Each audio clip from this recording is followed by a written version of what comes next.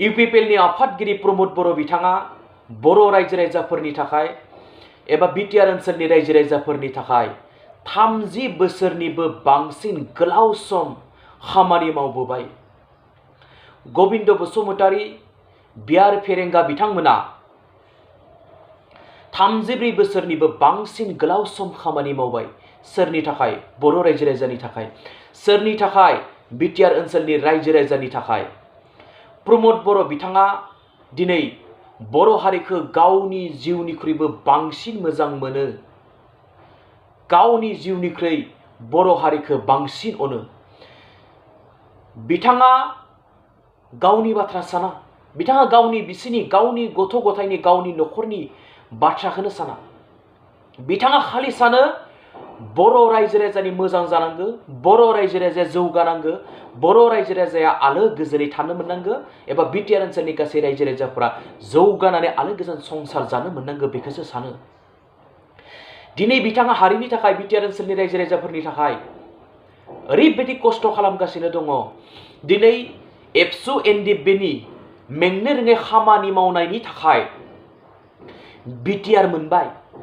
बर' रायजो राजाफोरा बेसेबां मोनसे गिदिर एकर्ड, जाय एकर्डनि गेजेरजों जोंनि बर'आ एबा जोंनि बिटिआर ओनसोलनि रायजो राजाफोरा जोबोर जौगानाय मोनसिगोन। गोबां फसंथानफोर फैबाय बेयाव जोङो खामानि मावनो हासिगोन, फरायनो हासिगोन, साकरि मोनसिगोन। बेनिख्रुइ आरो मा मोजांसिन नांबावगौ? प्रमद बर' बिथाङा सान मिथिया, हर मिथिया, जानाय गैया, उन्दुनाय गैया, अखा मिथिया, सान्दुं मिथिया खामानि मावगासिनो थायो। दिनै बिथाङा बिटिआर ओनसोलनि रायजो राजाफोरनि थाखाय, बर'फोरनि थाखाय 2 निफ्राय 3 घन्टाल'सो उन्दुयो। ना बोथिसे ओंखाम मोजाङै जायो, ना दसे सम रेस्ट लानो मोनो, ना दसे सम मोजाङै उन्दुनो मोनो। खामानि खामानि खामानि। दिनैब्ला बिटिआर ओनसोलाव रायजो राजाफोरखौ लानानै खामानि मावो, गाबोनबा दिसपुराव, सबनियाबा दिल्लीयाव थांनाय। सोरनि थाखाय खस्थ' खालामदों बिथाङा? गावनि थाखाय नङा रायजोफोर।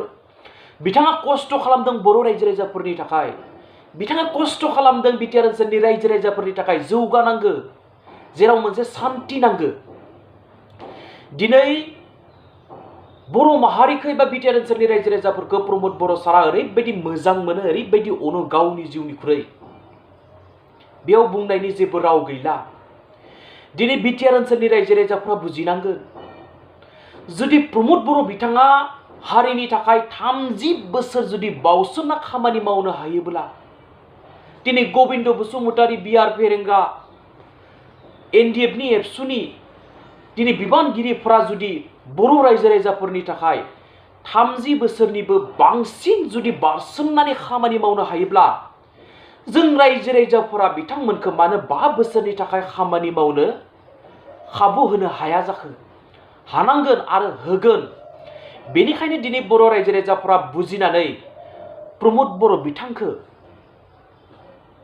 देरहाहोनानै, इउपिपिएलनि गासै बिजाथिफोरखौ देरहाहोनानै सरकार दानानै मोनसे मोजां रायजोनि सरकार सालायनो थाखाय लोब लोब सेंग्रा सिख्ला, बोराय बुरि गासैबो ओंखारबोदों। बेयो जोंनि थाखाय जोबोर मोजां बाथ्रा। जाय दैदेनगिरिया दिनै, जाय हारि सिबिसुलाया दिनै बर' रायजोखौ एबा बिटिआर ओनसोलनि रायजोखौ जुदि अनोब्ला, सानोब्ला, सान हर ओंखाम जानाय मिथिया, उन्दुनाय मिथिया, रेस्ट लानाय मिथिया, मेंनो रोङि जुदि खामानि मावनो हायोब्ला, बै गेदेमा हारि अनफावरि बिथांमोनखौ जों मानो 5 बोसोरनि थाखाय खेबसे अननो हाया? अननांगोन रायजोफोर। इउपिपिएल सरकार जानाय लोगो लोगोनो ओरैबायदि जौगागोन रायजोफोर।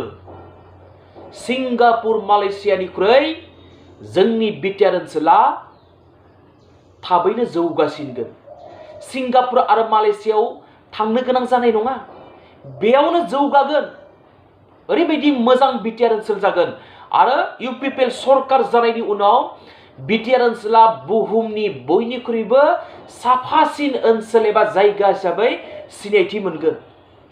बेनि थाखाय खामानि मावगोन। प्रमद बर' सारनि दैदेननाय इउपिपिएल सरकारा बेनि थाखाय खामानि मावगोन।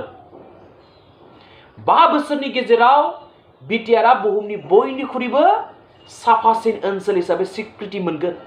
नोंथांमोननि अननाय नांगोन। बे गेदेमा बिथांमोनखौ जों अननो रोंनांगोन, जों अनसायनानै लानो रोंनांगोन। दिनै गयबारि समष्टिनि रायजो राजाफोरा गावनि अनसुला, गावनि फिसा महरै प्रमद बर' बिथांखौ मोनदों। बिथाङानो बिटिआरनि चिफ जागोन। बेफोरबायदि खाबुखौ जाहाथे जों खोमानानै लानो नाङा।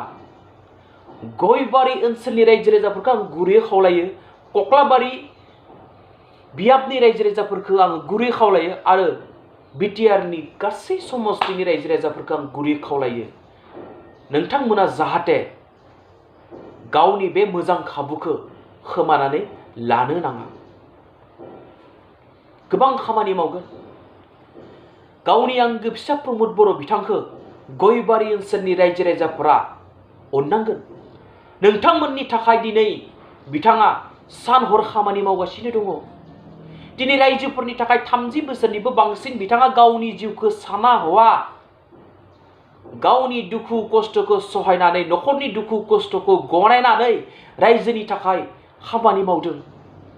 अब्ला जों बे गेदेमाखौ अना नामा खेबसे 5 बोसोर, only 5 years, 5 बोसोरनि थाखाय गयबारि ओनसोलनि रायजो राजाफोरा प्रमद बर' बिथांखौ अननांगोन। गावनि फिसा होननानै, गावनिनो जागानिनो फिसाया जुदि बिटिआरखौ दैदेनगोनब्ला, बिटिआरखौ जुदि जौगाहोयोब्ला, जों बेफोरबायदि अनफावरि आंगो फिसाखौ मानो अननो रोङा? अननांगोन, अनगोन। बेनिखायनो रायजोफोरा लोब लोब फैदों। जों सेंग्रा सिख्ला बोराय बुरै गासैबो लैहोर लैहोर फैनानै इउ पिपलनो भट हो। रायजोफोर खेबसेनि थाखाय नायफिननांगोन। इउ पिपलनि गेदेमा बिथांमोना दिनै रायजो राजाफोरनि थाखाय गोबां फसंथानफोर लाबोनानै होबाय। एबसु एनडिएफबि इउ पिपलनि बे गेदेमा अनसुला हारि अनफावरि बिथांमोना मेडिकेल कलेज, केन्सार हस्पिटाल, नेरिम, गोबां फसंथानफोर, दिनै स्कुल कलेजफोरा सरकारि जासिगोन, जेरावनोखि जोंनि बर' फिसाफोरा, जोंनि बिटिआर ओनसोलनि मानसिफोरा साकरि जानानै मोनसे जौगानाय लाबोनानै गावनि न'खरजों ग्रें ग्रें रायजो जानो हागोन। सोरनि थाखाय? प्रमद बर'नि थाखाय। सोरनि थाखाय? गबिन्द बसुमतारिनि थाखाय। सोरनि थाखाय? बिआर फेरेंगानि थाखाय। सोरनि थाखाय? एबसु आरो एनडिएफबिनि मावथि, मेंनो रोङै मावथि बिथांमोननि थाखाय दिनै बिटिआर ओनसोलाव ओरैबायदि जौगानाय जासिगोन, जाय जौगानायखौ रायजो राजाफोरा जेब्लाबो सानफेराखैमोन। बेनिखायनो अननानै रायजोफोर खेबसेनि थाखाय इउ पिपलनो गासैबो भट हो। इउ पिपलखौ सरकाराव लाबो। रायजोनि मोनसे सरकार जागोन। प्रमद बर' बिथाङा, गबिन्द बसुमतारिया, बिआर फेरेंगा बिथांमोना इउ पिपलनि गासै बिजाथि बिथांमोना जोबोर हारि अनसुला, हारिनि बागै बिथांमोना सानो, ओनसोलनि बागै बिथांमोना सानो, बिथांमोना सुखु नागिरो, बिथांमोना जौगानाय नागिरो। बे बिथांमोननो खेबसेनि थाखाय भट होनानै बिथांमोनखौ सरकाराव लाबोथार। प्लिज रायजोफोरा आङो आखाइ खबो। नोंथांमोननियाव आङो आरज गाबो खेबसेनि थाखाय प्रमद बर' बिथांनो एबा इउ पिपलनो भट होनानै देरहासार खालाम आरो सरकाराव लाबोथार। अननानै प्लिज प्लिज प्लिज।